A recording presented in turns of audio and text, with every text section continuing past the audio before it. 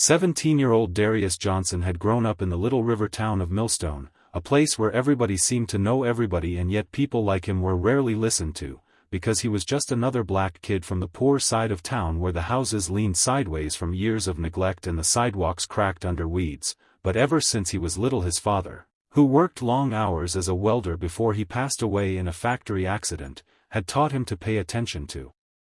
how things were built, to listen to the creaks and moans of structures, to feel the shift of weight under his feet, to notice when a bolt was rusted or a board was too soft, and Darius carried that instinct everywhere, especially across the old Willow Creek Bridge, a 2-lane stretch of timber and steel that connected Millstone's downtown to the fairgrounds across the river. The bridge that had been built nearly 70 years earlier and patched over 100 times but never replaced, the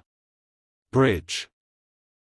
Darius crossed almost daily on his bike to get to school or to the diner where his mom worked double shifts, and over the years he had felt the changes, the way the planks bounced harder under each passing truck, the way the beams shuddered like a tired old man's knees, the way rust ate deeper into the joints that no one ever seemed to inspect properly. And after his father died, Darius felt an almost sacred duty to pay attention to those details, like it was his way of honoring the lessons he'd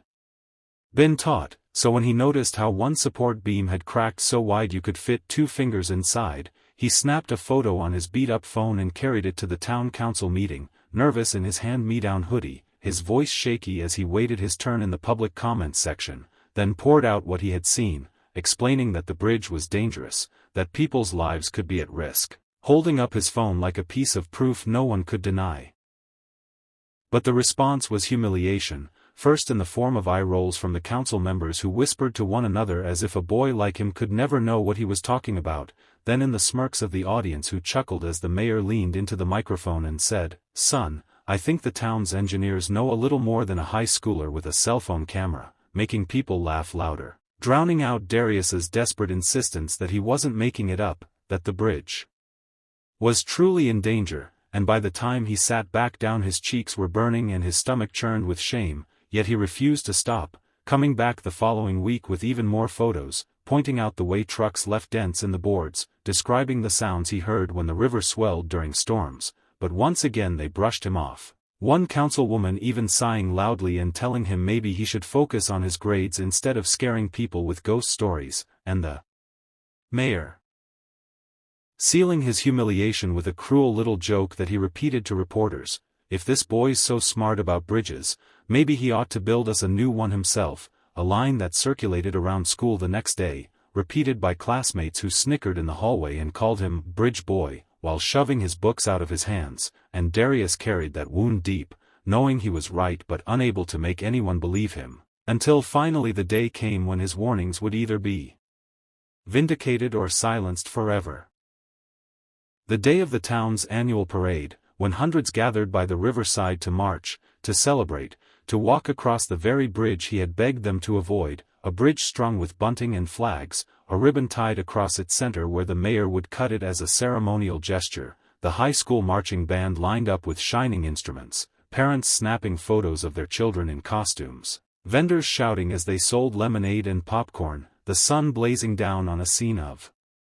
perfect small-town pride, except for Darius, who stood at the edge of the crowd with his stomach twisting, clutching a folder full of printed pictures he had brought one last time, his voice breaking as he tried to push forward, shouting, "Please, don't go on the bridge, it's not safe, it's going to collapse." But the crowd drowned him out with groans, annoyed that he was ruining their fun, some calling him crazy, others mocking him the way they always did, one man sneering, "There he goes again, bridge boy looking for attention," and a woman snapping, "Stop scaring the kids," while the mayor waved from the center of the bridge with that same smug grin that had haunted Darius for months, and the humiliation felt unbearable, hotter than the summer sun, until a sudden sharp crack sliced through the air, like a tree snapping in half, and the bridge shuddered beneath the feet of the parade-goers, making the band falter in their tune, making the ribbon flutter from the mayor's trembling hand, and in the blink of an eye the deck gave way, splintering into jagged shards as whole sections of wood dropped into the river below, dragging screaming people with them, the proud brass instruments plunging into the current along with children in paper crowns and parents clutching them desperately, the air filled with chaos and terror as the structure buckled completely, twisting steel beams, groaning like an animal in its death throes, until half the bridge crumpled into the muddy waters of Willow Creek, leaving bodies thrashing, some climbing onto wreckage, others sinking beneath the current, the scene so nightmarish that Darius himself froze for a split second, his warnings coming true before his horrified eyes, and then he ran forward, leaping into action, pulling a little girl by the arm.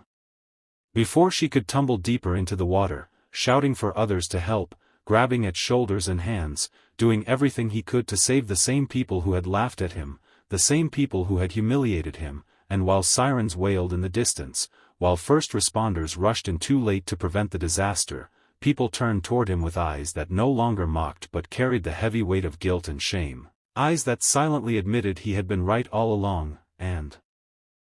though Darius didn't revel in their regret, though he didn't smile at their realization, deep down he felt the shift, the collapse of more than just a bridge, the collapse of their arrogance, their pride, their prejudice, and in that moment the boy they ignored stood at the center of it all, the only one who had tried to save them, the only one who had truly seen what was coming, and though his heart ached for the injured and the drowned, though his arms trembled from pulling strangers to safety, he knew the silence that followed, the silence of humiliation turned into truth, was its own kind of justice, one heavier than steel, one that no one in Millstone would ever forget.